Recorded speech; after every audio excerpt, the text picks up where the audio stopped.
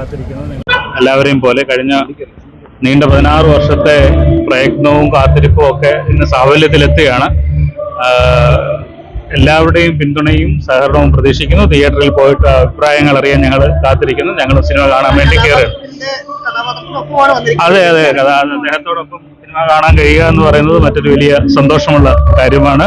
അദ്ദേഹം തിയേറ്ററിൽ അപ്രഭാവിൽ കാണട്ടെ എന്റെ ജീവിതം എങ്ങനെയാണ് ചിത്രീകരിച്ചിരിക്കുന്നതെന്ന് അതിനുവേണ്ടിയുള്ള കാത്തിരിപ്പാണ്.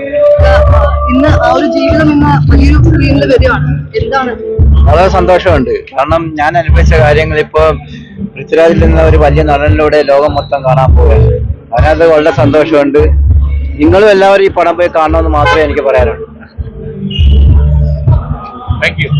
പടം കണ്ടിട്ടില്ല.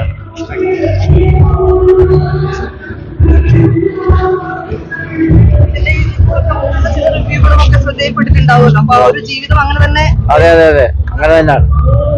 അങ്ങനെ തന്നെ ആ സിനിമയിൽ ചിത്രീകരിക്കാൻ കഴിയും. ഞാൻ ഒരുപാടൊന്നും കണ്ടിട്ടില്ല, കണ്ട ഭാഗമൊക്കെ അതേപോലെ തന്നെയാണ്. സിനിമ കണ്ടിട്ട് ബാക്കി.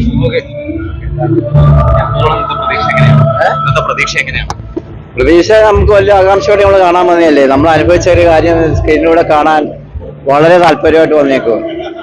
അപ്പൊ എനിക്ക് വരാൻ പറ്റാനായിട്ട് ഞാൻ ഇത് കാണാനായിട്ട് തന്നെ ഇന്ന് വന്നതാണ്.